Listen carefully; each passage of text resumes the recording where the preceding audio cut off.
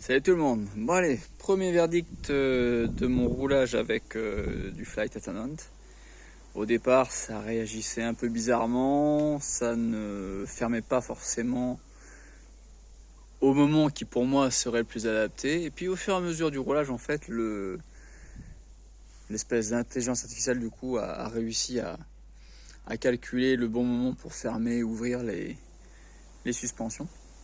C'est devenu assez confortable en fait du coup dans les zones où ça tabassait. Donc ce qui veut dire que ça ouvrait quand même au bon moment. Dans les endroits où je commençais à pédaler fort, ça a passé en mode pédale pour sûr parce que je commençais à vraiment sentir que je pompais beaucoup moins qu'avant. Le seul truc qui reste encore un petit peu limite, ça reste au niveau de quand je me mets en danseuse et que j'appuie un peu plus fort, ça ne se ferme pas encore complètement. Est-ce qu'avec l'apprentissage ça va venir? Je ne sais pas encore. Là donc j'ai fait une première sortie de 2 heures. À peu près je crois 4 tours de circuit que j'ai fait du circuit de Jonzac pour le tester un petit peu, que ça soit en descente, en montée tranquille, vérifier que tout se passe bien. J'ai fait donc du coup mes blocs sur la route. Là sur la route j'ai bien senti que ça se fermait quand il fallait, c'est bon. Toujours pas en mode lock, mais bon ça passait en mode pédale au moins, c'était vraiment net. Et les moments où je m'arrêtais de pédaler, que le vélo penchait un petit peu ou que je commençais à descendre, le mode open s'activait comme il fallait. Résultat, j'en suis vraiment content pour le moment. Je pense que dans les temps à venir, j'en saurai un petit peu plus du coup par rapport au peaufinage du réglage, par rapport à la fermeture, ouverture complète, surtout par rapport au mode lock, c'est vraiment ça qui actuellement me chagrine un petit peu, à voir si du coup sur le long terme ça va bien s'activer correctement quand je me mets en danseuse par exemple. Autrement, la différence est quand même flagrante dans le sens que je sens dans les montées que je bouffe quand même beaucoup moins d'énergie.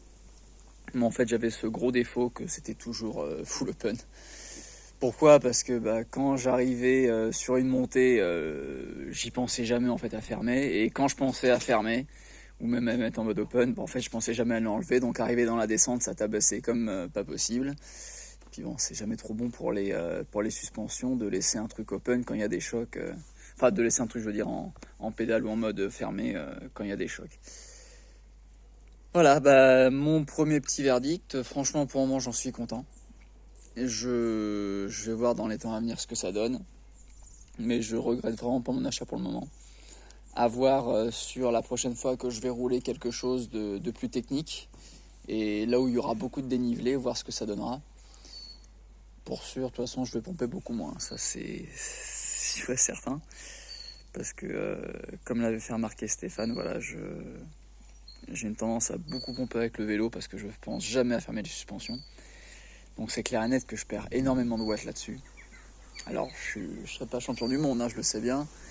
Mais bon, si je peux gratter quelques secondes, voire quelques minutes sur une course entière où il y a de dénivelé, clairement, on va pas râler là-dessus, on va pas s'en plaindre, voilà.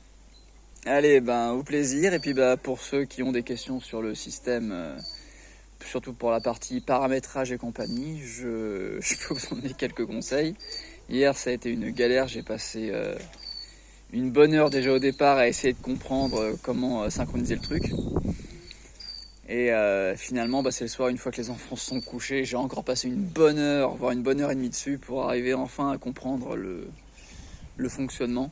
L'appairage c'est pas le problème, j'avais compris, mais c'était vraiment en fait le fait d'associer le petit capteur de puissance en fait qui fait en même temps le capteur de pédalage du XXSL, sachant qu'il n'y a pas de bouton d'appairage. La procédure SRAM en fait du coup était complètement différente à partir du moment où j'ajoutais le groupe via le composant maître, donc la partie Flight Attendant en fait de la fourche.